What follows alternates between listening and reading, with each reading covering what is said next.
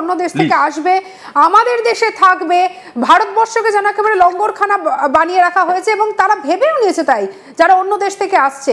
এবার এই সবের মধ্যে তো একটা জায়গার কথা একদম, যেটা আমি প্রথমেই বলছিলাম, চিকেন স্নেকের কথা। সম্প্রতি একটা ঘটনা আপনাকে বলি, চিকেন স্নেক থেকে এমন একজন মানুষকে আটক করা হয়েছে যে বাংলাদেশি। তাহলে কি এবারে এই বাংলাদেশিদের কি নতুন আস্তানা হয়ে উঠছে চিকেন স্নেক?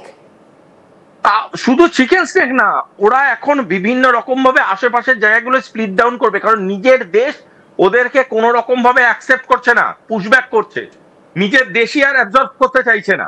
তখন পালাবেটা কোথায়? পালাচ্ছে আমাদের এখানে বিহারে, পালাচ্ছে ঝাড়খণ্ডে, পালাচ্ছে ছত্তিশগড়ে, সব কটা বর্ডার লাইন সিল করে দাও। কোথায় যাবে তারা তখন? চিকেন নে শিলিগুড়ি করিডোরে।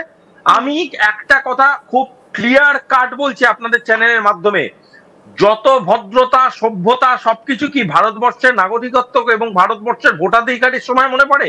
অতিথি দেব ভব করে বড় বড় প্ল্যাকার্ড লাগিয়ে লোকজনকে ঘরে ঢোকাচ্ছ, সেই লোকজন এসে আমাদের রিসোর্স থেকে শুরু করে আমাদের ইকোনমি নিয়ে ছেলেখেলা করছে, সেই রিসোর্স আমাদের দেশে ঢুকে বিভিন্ন রকম ভাবে সন্ত্রাসবাদকে প্রশ্রয় দিচ্ছে, আর আমাদেরকে বসে বসে এখানে অতিথি দেব ভবর খেলা খেলতে হবে?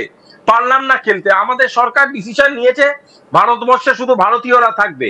হ্যাঁ, আপনার একটা ভারতীয় হিসাবে পেপার কম থাকতেই পারে, এবং কোন এসআইআর এর যে সর্বস্ব পেপার চাওয়া হয়েছে কোথাও বলা নেই আপনার সবকটা পেপার লাগবে।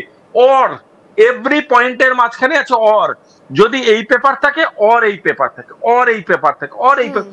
আপনি বলুন তো আমাকে, আপনি আমি কেন একদম নিচের সোসাইটির নিচের লেভেলে মানুষদেরকে জিজ্ঞেস করুন গিয়ে, তাদেরকে যদি আমি জিজ্ঞেস করি গিয়ে, তাদের কোনো না কোনো মিউনিসিপাল পেপার আছে, কোনো না কোনো রেসিডেন্সিয়াল প্রুফ আছে, কোনো না কোনো মাধ্যমিক উচ্চ মাধ্যমিকের পেপার আছে, কোনো না কোনো ভোটার আইডি কার্ডের ভোটার লিস্টে নাম আছে। যদি কিছুই না থাকে, আমি অর্থনৈতিক দিকটা দেখছি না, মানুষ গরিব হতে পারে, বড় লোক হতে পারে, মধ্যবিত্ত হতে পারে, কিচ্ছু যায় আসে না তাতে। ভারতবর্ষে 140 কোটির দেশ, কিন্তু যদি তাদের কাছে কোনো পেপারই থাকে নেই, তার মা বাবার কাছে নিশ্চয়ই কোনো পেপার আছে, তাদের কাছে তার মা বাবার পেপার আছে, তাদের মা বাবার পেপার আছে, তাদের কারোরই কোনো পেপার নেই। ভাই, তুমি হঠাৎ করে বলছো আমিও পেপার দেখাবো না। মিস্টার ইন্ডিয়ার এত বড় ফ্যামিলি ছিল বলে তো আমার জানা নেই যে সবাই গায়েব হয়েছিল এতদিন করে, হঠাৎ করে এরা প্রজ্বলিত হয়ে পড়লো এবং হয়ে পড়ে তাদের ভারতীয় ভোটাধিকার নিয়ে মাথা ব্যথা শুরু করে দিল। আমি আপনাদের চ্যানেলের মাধ্যমে এটা জানতে চাইছি যে ভারতবর্ষের কোন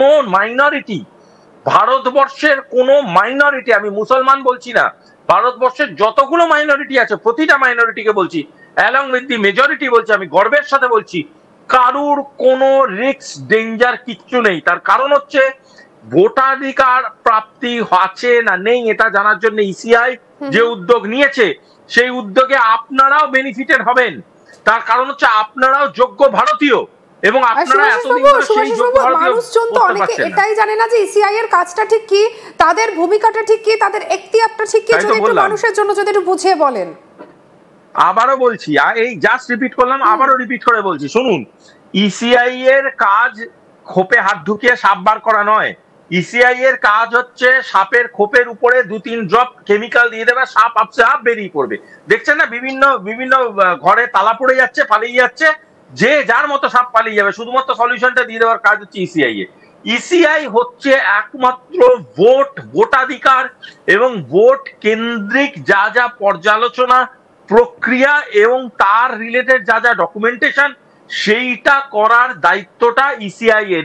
ECI is a autonomous body, ECI স্বশাসিত একটি বডি, যার মাইনে হয়, যার ফান্ডিং হয় through ministry of finance. ECI এর সাথে কোন রকম কোন সিটিজেনশিপের যোগ নেই। ইসিআই কাউকে সিটিজেনশিপ দিতে পারে না, ইসিআই কারো সিটিজেনশিপ কাটতে পারে না।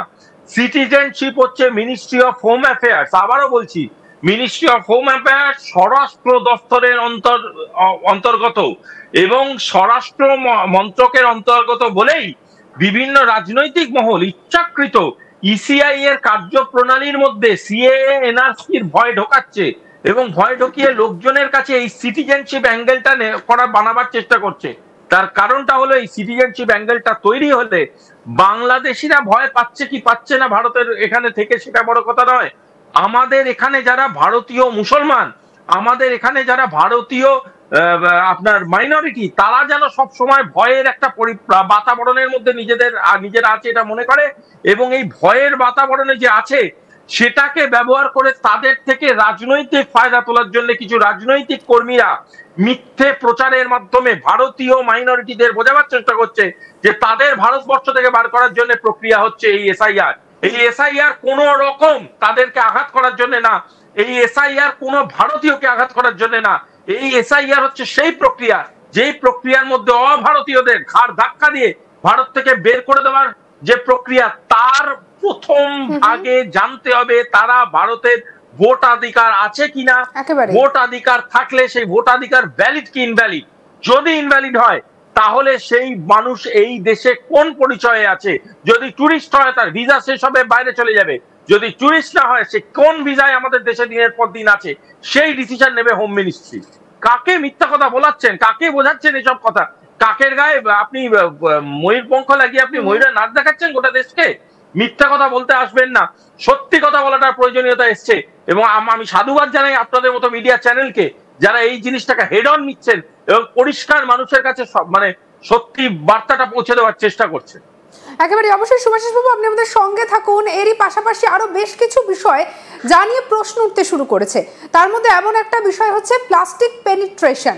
কিন্তু জিনিসটা কি, এই এসআইআর আবহে এই বিষয়টাও জানা ভীষণ দরকার, যা নিয়ে করবো আমাদের পরবর্তী আলোচনা। বিভিন্ন আলোচনায় আমরা বারবার আপনাদের কাছে পৌঁছে দিচ্ছি যে ঠিক কোন প্রসেসে এই এসআইআর হচ্ছে, ইসিআইআর কি দায়িত্ব রয়েছে, বা যদি আপনার কাছে কোনো ডকুমেন্টস না থাকে বা যদি 2002-এর ভোটার লিস্টের নাম না থাকে এবং যদি আপনি যোগ্য ভোটার হন, যদি এটা হয় যে আপনি ভোটার কোনো কারণে আপনার নাম বাদ গেছে, তাহলে আপনি কি করবেন? অনেকেই ভাবছেন তাহলে কি ঘাড় ধাক্কা দিয়ে বের করে দেওয়া হবে, তাহলে কি ডিটেনশন ক্যাম্পে পাঠিয়ে দেওয়া হবে। বিষয়টা কিন্তু এতটা সহজ নয় যে মনে হলো আর আজকের পরে কালকে ঘাড় ধাক্কা দিয়ে বের করে দিলাম, এই বিষয়টা কিন্তু নয়। আর এই জায়গা থেকেই চলে আসছে প্লাস্টিক পেনিট্রেশন এই কথাটা। এইটা নিয়ে করব আমাদের আলোচনা। আমাদের সঙ্গে রয়েছেন, আমরা আলোচনা করছি আন্তর্জাতিক সম্পর্ক বিশেষজ্ঞ শুভাশিস ব্যানার্জির সঙ্গে। শুভাশিস বাবু, এই যে প্লাস্টিক পেনিট্রেশন এই বিষয়টা ঠিক কি, এই অনুপ্রবেশকারী কারা?